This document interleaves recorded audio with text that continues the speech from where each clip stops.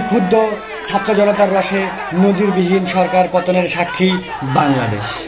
দেশকে অরাজকতায় রেখে দেশ ছাড়লেন পেছনের দরজা দিয়ে শেখ হাসিনা ও তার বোন শেখ রেহানা। কঠোর নিরাপত্তায় সোমবার বিকেল 2:30টার দিকে বঙ্গভবন থেকে একটি সামরিক হেলিকপ্টার নিয়ে শেখ হাসিনা ও তার বোন শেখ রেহানাকে নিয়ে যাত্রা করে।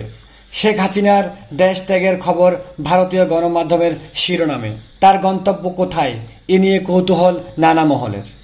ভারতীয় প্রভাবশালী গণমাধ্যম দ্য হিন্দু এবং the Times of Indian Sheikh হাসিনার দেশ ত্যাগের খবর ভারতীয় গণমাধ্যমের শিরোনাম। তার গন্তব্য কোথায় এ নিয়ে কৌতূহল নানা মহলের।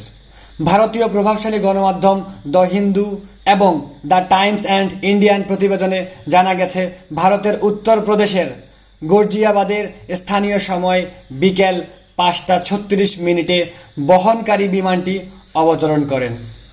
হিন্দন বিমানটি ঘাঁটিতে অবতরণ করে বাংলাদেশের C-130 বিমানটি।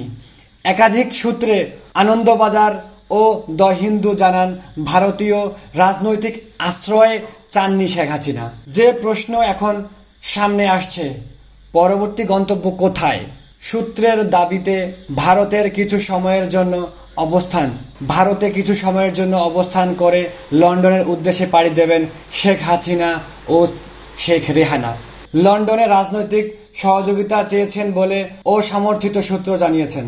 অন্যান্য সূত্রে জানা যাচ্ছে যে শেখ হাসিনা রাজনৈতিক আশ্রয় প্রত্যাখ্যান করেছে টিআর স্টারমার সরকার, যদিও সে দেশের পক্ষ থেকে আনুষ্ঠানিকভাবে কোনো সংবাদ পাওয়া যায়নি। এমনটা হলে আগামী কয়েকদিন দিল্লির সেফ হাউসে অবস্থান করতে পারে শেখ হাসিনা ও শেখ রেহানা।